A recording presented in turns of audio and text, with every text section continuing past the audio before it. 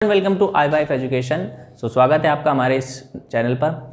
और आज हम जो पढ़ेंगे एनआईओएस के बच्चों के लिए आज हम लेकर आए हैं व्यवस्था की विशेषता, यानी कि भारत में जो संघीय व्यवस्था है उसकी क्या खास बात है। ठीक, अक्सर एग्जाम में 4 नंबर 6 नंबर में पूछा जाता है कि भारतीय संघवाद या भारतीय संघीय व्यवस्था की विशेषताएं बताएं या भारतीय संघवाद में विशेषात्मक लक्षण बताएं। ठीक है, तो सीधा सा आंसर आपको लिखना है। 4 पॉइंट है यहाँ पे, 4 नंबर में आएगा तो 4 पॉइंट, और अगर 6 में भी आई यही आपको एक्सप्लेन करके लिख दोगे तो आपके 6 नंबर कहीं नहीं घटेंगे। तो चलिए क्या है पढ़ते हैं। तो संघीय व्यवस्था या भारतीय संघीय व्यवस्था या भारतीय संघात्मक व्यवस्था की विशेषता लक्षण। ठीक, तो सबसे पहले इसमें क्या है, दोहरा शासन। दोहरा शासन कहने का मतलब है कि जो शासन पद्धति है वो हमने 2 स्तर पे अपना रखी है। 2 स्तर पे कहना, शासन है संघीय व्यवस्था में, संघीय एक है केंद्र सरकार, इसको हम संघीय भी बोलते हैं, संघीय सरकार भी बोलते हैं, इसको संघीय सरकार भी बोलते हैं। ठीक है ना, संघीय सरकार। और ये है राज्य सरकार, यानी कि प्रत्येक राज्य की अपनी अपनी सरकार होगी और उन सभी राज्यों को मिलाकर एक संघीय सरकार बनेगी जो इनको नियंत्रण करेगी। ठीक, उसके बाद क्या आता है, लिखित संविधान, यानी कि केंद्र सरकार और राज्य सरकार इन सभी के लिए क्या होगा, एक संविधान होगा, एक समान संविधान होगा। यानी कि संविधान जो केंद्र सरकार भी मानेगी और राज्य सरकार भी मानेगी। ठीक है ना, एक लिखित संविधान होगा जिसमें दोनों को ही शक्तियां क्या होगी, दी गई होंगी। ठीक, यानी कि संघीय व्यवस्था में क्या होता है भाई, संविधान जो होता है लिखित होता है।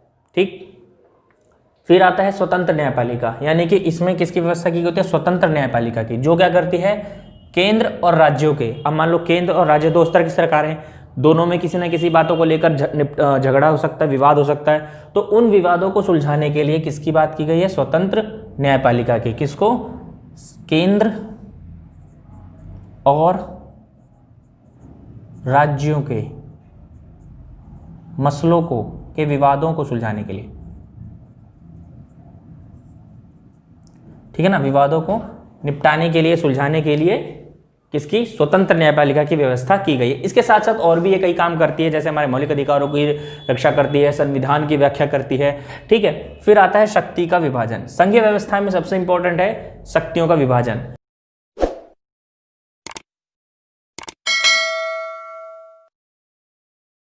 यानी कि ठीक है, अब इनके बीच क्या गया है, शक्तियों का विभाजन बराबर रूप से किया गया है। जैसे केंद्र सरकार को कितने विषय दिए गए, 97 विषय केंद्र सरकार को दिए गए हैं और 66 विषय जिन पर राज्य सरकार कानून बना सकती है वो राज्य सरकार को दिए हैं। केंद्र सरकार के पास कितने विषय हैं, 97, और राज्य सरकार के पास 66, और एक है समवर्ती सूची जिसमें विषय हैं टोटल 47। ये समवर्ती जो सूची है, सरकारें क्या कर सकती है, कानून बना सकती है। अब सपोज मान लो राज्य सरकार ने इस पे कोई कानून बनाया और केंद्र सरकार ने भी उसी विषय पर कानून बना दिया, तो राज्य सरकार ने जो कानून बनाया वो निरस्त हो जाएगा और केंद्र सरकार द्वारा जो कानून बनाएगा उसको माना जाएगा। यानी कि सुपीरियर कौन है, केंद्र सरकार, राज्य सरकार क्या है, उसके सामने कम सुपीरियर है। ठीक है, तो ये थे हमारे संघीय व्यवस्था, जिसमें क्या था, दोहरा शासन, लिखित संविधान, स्वतंत्र न्यायपालिका और शक्तियों का विभाजन। दोहरा शासन से कहने का मतलब है 2 स्तर पे जो सरकार होंगी वो 2 स्तर पे होंगी। पहले स्तर पे केंद्र सरकार, दूसरे स्तर पर राज्य सरकारें होंगी। लिखित संविधान होगा, यानी कि संघीय व्यवस्था में क्या होता है कि सबसे पहले भाई शासन चलाने के लिए आपको संविधान लिखित होना चाहिए। ठीक, जिसमें हमारे लिखित संविधान है, जिसमें कितने अनुच्छेद है, वर्तमान समय में तो 448 अनुच्छेद, 12 अनुसूची है। ठीक है ना, ये कितने हैं, आर्टिकल्स हैं, 400 लिखित संविधान है, 448 आर्टिकल हैं, अनुच्छेद हैं, 12 अनुसूचियां हैं।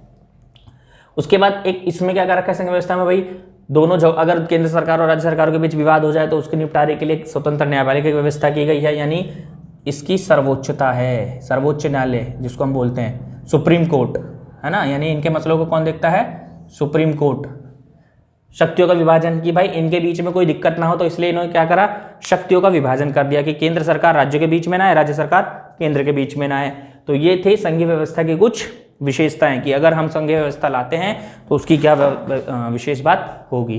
तो ये डायरेक्ट ऐसे पूछ ले जाता है कि भारतीय संघवाद या भारतीय संघ व्यवस्था की विशेषता, ऐसी हमें सपोर्ट करते रहिए और पढ़ते रहिए। ठीक है, जो नए हैं इसको सब्सक्राइब करें और जो पुराने हैं इसको शेयर करें। Thank you.